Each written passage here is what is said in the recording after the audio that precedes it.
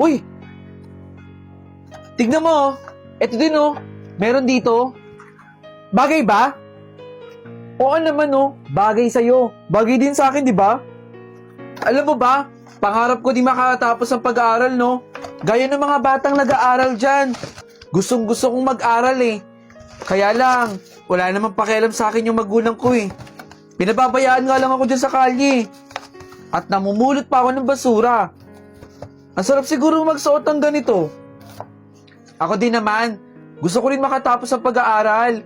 Eh, ganun din yung buhay ko, di ba? Katulad dun sa'yo.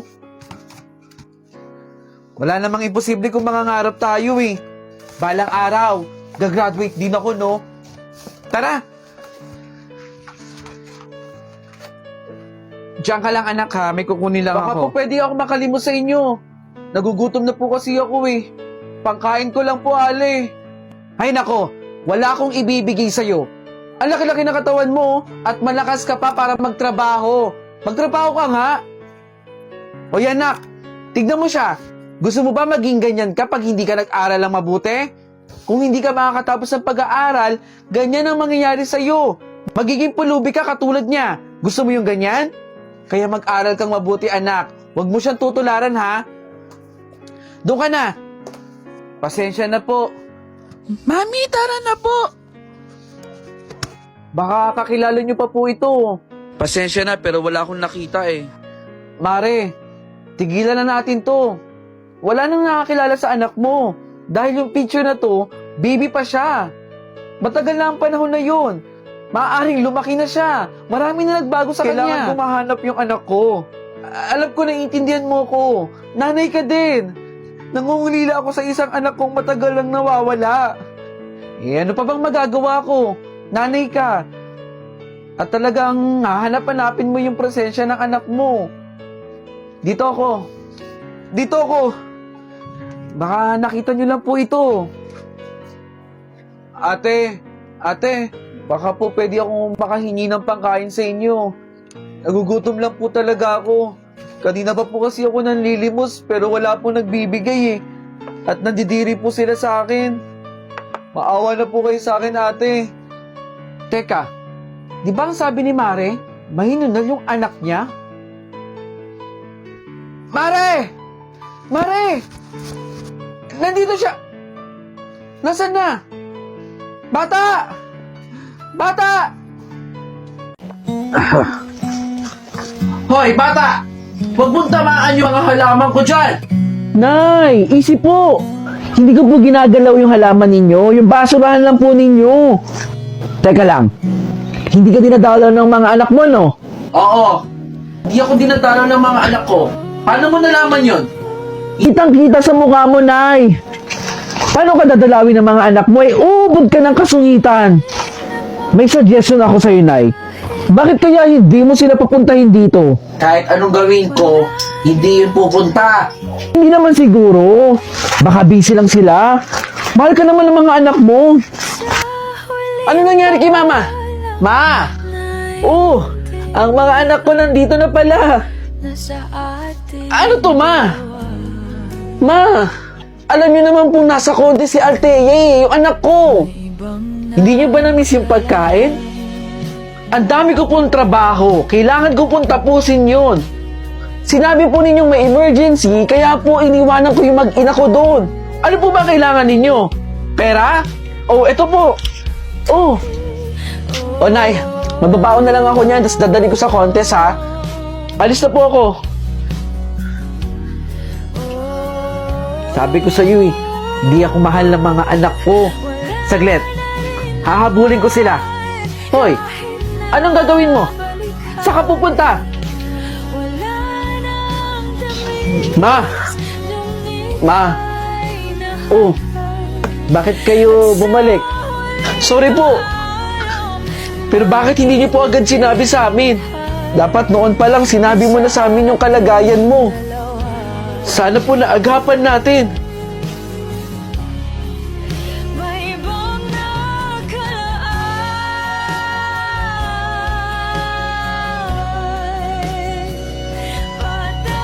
Alam mo, Mare, ang dami ng red flags ng asawa mo. Aalis ng bahay nang hindi nagpapaalam sa'yo? Tapos ang idadahilan, trabaho. Sa trabaho, nauuso ang love team, love team. Mamaya, yung kabet, dun pa sa trabaho niya nang galing. Pero kasi, ang laging dinadahilan talaga niya sa akin yung trabaho eh. Hindi kita maintindihan eh. Sobrang bait mo kasi. Dapat hindi mo pinapayagan. Huwag ka mag-alala. Tutulungan kitang mahanap yung kabit niya. Salamat, BFF pa. Maricoy, alam mo bang nakita ko to sa gamit ng asawa ko? Lipstick ng babae. Eh di confirm, may babae yung asawa mo. Alam mo yung asawa mo hindi rin nag-iisip eh, no? At talagang nag-iiwan ng ebidensya. Bilang BFF mo, tutulong ako sa'yo. Kailangan makita natin kung sino yung kabit ng asawa mo. Hindi makakatakas ng buhay sa akin yung babae niya. Talaga, lumaban ka, Mare. Tutulungan kita. We're BFF, right? Salamat talaga, BFF. Ang perfect nito, Mari ko ha. Maraming salamat sa bigay mo sa akin. Mukhang mapapalito na yung suot-suot ko dito sa ulo. Salamat din sa mga tulong mo sa akin, Mari ko ya. Sobrang na-appreciate ko yun. Wala yun. Ikaw pa ba? BFF tayo eh. Baka nakakaramdam na yung asawa mo, kaya wala na tayo masyadong nakikitang ebidensya sa kanya. Pero, huwag ka mag-alala, Mariko. Tutulungan kita. Girl power! Tayo lang magtutulungan mga kapwa ko babae. Salamat talaga. Palitan ko na nga to. Oo, sige, Mare. Papunta na ako dyan. Tutulungan kitang hanapin yung kabit ng asawa mo. Maraming salamat, BFF. Aantayin kita dito, ha? Oo, Mare. Huwag kang mag-alala. Papunta na ako. Sige. Bye.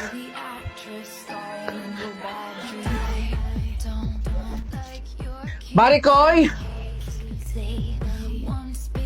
Hindi ba't binigay ko sa'yo to, BFF?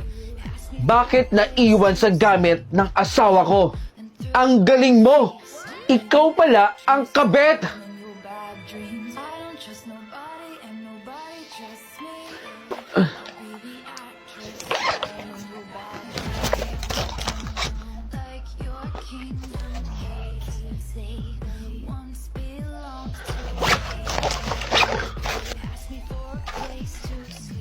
Ang sarap talaga ng monay dito, no? Kuya, baka pwede po kong makihingi ng monay ninyo. Gusto mo rin ng monay? Opo, yan nga po. Bibigyan kita. Oh, hati tayo. Pasensya na ha, nakagatan ko ni. Pero hati tayo. Oh, sa'yo itong kalahating monay. Salamat po ha. Diyan ko lang binibili sa may bakery eh. Solid to no, pampalipas gutom. Saan ba nakatira? Diyan lang po ako sa tabi-tabi. Grabe talaga. Ang solid ito. Uy! Sarap? Kuya! Uy! Ikaw ulit bata! Bakit ka tumakbo ng napakabilis kahapon? May kinuha ka sa akin, no? Wala po, kuya. Baka mamaya snatcher ka, ha? Hindi po. Hindi po ako snatcher. Sigurado ka, ha? Ay, teka. Bumili ako ulit ng monay, oh. Dalawa na to. Isa tayo. Kasi alam ko, makikita kita ulit dito, eh. Oh. Sa'yo na to isang monay. Kainin mo. Salamat po dito sa monay ninyo, kuya. Ano ba pangalan mo? Ako po si Anthony. Kuya, kailangan ko na po magmadali, eh. Ba't kailangan mo magmadali? Mangi-snatch ka na naman ba? Uy! Anthony! Shh! Uy! Anthony! Bakit ba nagmamadali ka na naman? Hingal ka pa. Nang-snatch ka na naman siguro, no? Hindi po, kuya. Nakakatakot, nakakagulat ka kasi. Ba't ka ba nagmamadali? Ah, alam ko na. Oh, Monay. Sa'yo na to. Kumain na ako kanina, eh. Oh, tanggapin mo, kainin mo. Salamat po talaga, kuya. Ang bait-bait niyo po talaga sa akin. Ay, saglit, may tumatawag. Hello? Okay, sige po. Sige po, bye. Anthony? Asan na si Anthony? Nakakapagtaka naman. Oh, Monay, dalawa to. Ayokong kumain eh. Sa'yo na lang to. Sigurado ka po ba, kuya? Salamat dito, kuya.